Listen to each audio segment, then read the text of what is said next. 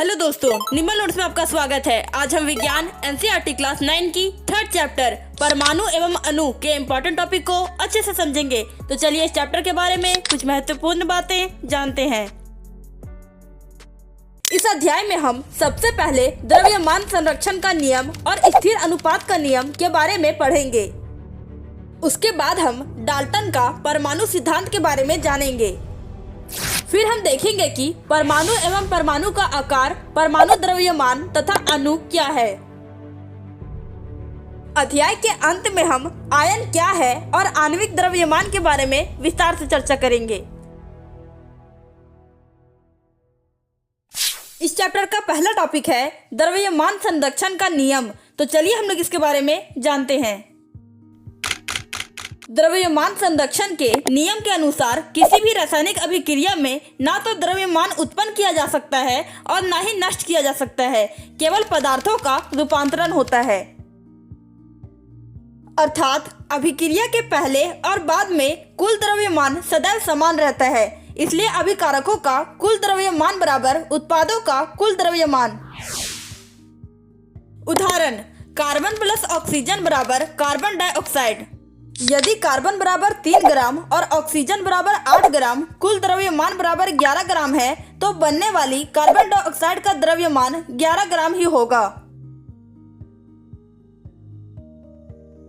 हमारा अगला टॉपिक है स्थिर अनुपात का नियम। तो चलिए हम लोग इसके बारे में जानते हैं।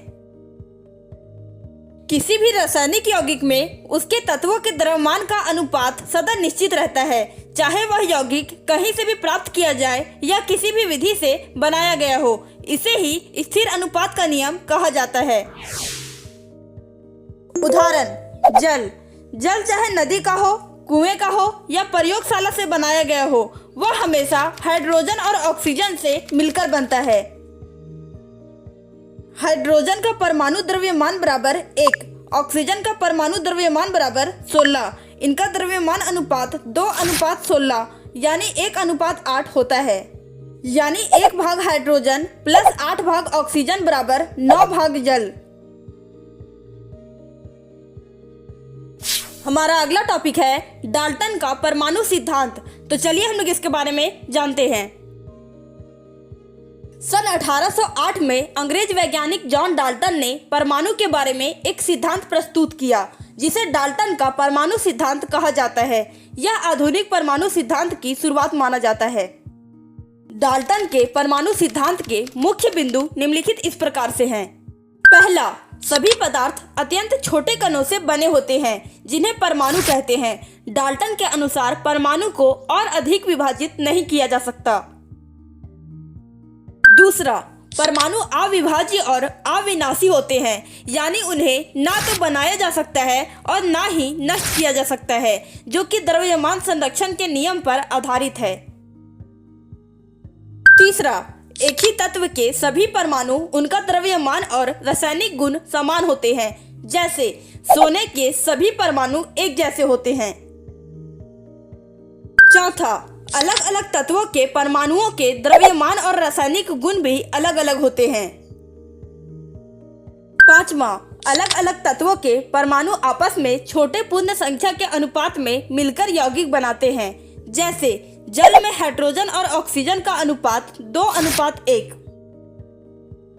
छठा, किसी भी यौगिक में कौन कौन से तत्व के कितने परमाणु होंगे, यह सापेक्ष संख्या और प्रकार हमेशा निश्चित रहता है। जैसे पानी के हर अणु में हमेशा 2 हाइड्रोजन और 1 ऑक्सीजन परमाणु होते हैं। हमारा अगला टॉपिक है परमाणु एवं परमाणु का आकार। तो चलिए हम लोग इसके बारे में जानते हैं। परमाणु किसी भी पदार्थ का सबसे छोटा कण है, जो उस पदार्थ के रासायनिक गुणों को बनाए रखता है। अर्थात यदि हम किसी पदार्थ को बार बार छोटे भागों में तोड़ते जाएं और अंत में जो सबसे छोटा कण मिलेगा और फिर भी वह उसी पदार्थ जैसा व्यवहार करेगा, उसे परमाणु कहते हैं। परमाणु का आकार बहुत ही छोटा होता है, इसलिए उन्हें सेंटीमीटर या मिलीमीटर में मापना असंभव है। परमाणु की त्रिज्या को नैनोमीटर में मापा जाता है। एक बाल की मोटाई लगभग 80,000 से 1 लाख परमाणुओं के बराबर होती है। अतः परमाणु इतना सूक्ष्म होता है कि नंगी आंखों से देखना असंभव है। हमारा अगला टॉपिक है परमाणु द्रव्यमान। तो चलिए हम लोग इसके बारे में जानते हैं। किसी तत्व के एक परमाणु का द्रव्यमान ही परमाणु द्रव्यमान कहलाता है। क्योंकि परमाणु बहुत छोटे होते हैं, इसलिए उनका द्रव्यमान ग्राम या किलोग्राम में नहीं मापा जाता। इतने छोटे द्रव्यमान को रोज इस्तेमाल करने के लिए एक नई इकाई बनाई गई, परमाणु द्रव्यमान इकाई। जहां कार्बन 12 का एक परमाणु बराबर 12 U मान लिया गया। एक परमाणु द्रव्यमान इकाई बराबर कार्बन 12 के एक परमाणु के द्रव्यमान का 1/12 भाग होता है। अर्थात यदि कार्बन 12 के द्रव्यमान को 12 बराबर भागों में बांटा जाए तो उसका एक भाग 1 U कहलाता है। हमारा अगला टॉपिक है अणु क्या है। तो चलिए हम लोग इसके बारे में जानते हैं।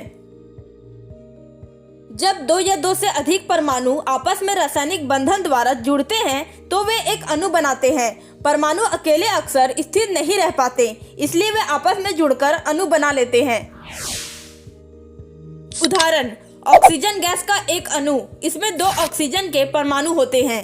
जल का एक अणु, इसमें 2 हाइड्रोजन व 1 ऑक्सीजन परमाणु होते हैं। अणु के प्रकार। अणुओं को मुख्य रूप से 2 श्रेणियों में बांटा जा सकता है। पहला, तत्वों के अणु और दूसरा, यौगिकों के अणु। पहला, तत्वों के अणु। जब एक ही प्रकार के परमाणु आपस में जुड़ते हैं तो वे तत्व के अणु कहलाते हैं। उदाहरण, ऑक्सीजन का एक अणु ऑक्सीजन के 2 परमाणुओं से मिलकर बनता है।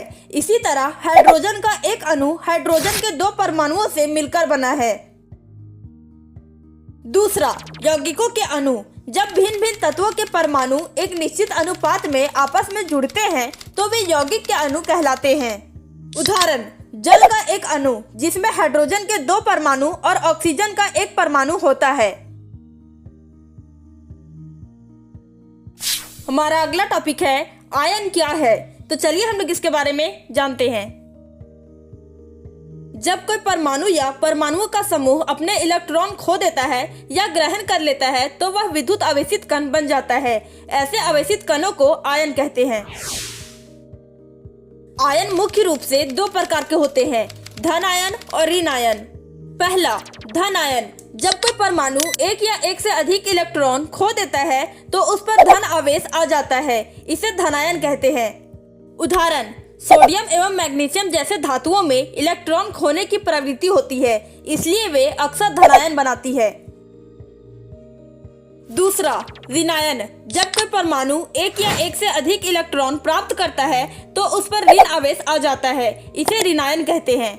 उदाहरण, क्लोराइड एवं ऑक्साइड जैसी अधातुओं में इलेक्ट्रॉन ग्रहण करने की प्रवृत्ति होती है, इसलिए वे ऋणायन बनाती है। हमारा अगला टॉपिक है आणविक द्रव्यमान। तो चलिए हम लोग इसके बारे में जानते हैं। किसी पदार्थ का आणविक द्रव्यमान उसके सभी संघटक परमाणुओं के द्रव्यमानों का योग होता है। इस प्रकार यह अणु का वह सापेक्ष द्रव्यमान है जिसे परमाणु द्रव्यमान इकाई द्वारा व्यक्त किया जाता है। उदाहरण, जल के सापेक्ष आणविक द्रव्यमान। हाइड्रोजन का परमाणु द्रव्यमान बराबर 1 तथा ऑक्सीजन का परमाणु द्रव्यमान बराबर 16। अतः जल जिसमें 2 परमाणु हाइड्रोजन एवं 1 परमाणु ऑक्सीजन होते हैं का आणविक द्रव्यमान बराबर 2 + 16 बराबर 18 होगा। ओके दोस्तों, इस चैप्टर के इम्पोर्टेंट टॉपिक को आप एक बार फिर से देख लें ताकि आपको पता चले कि आपने इस चैप्टर में कौन कौन से टॉपिक को समझा है।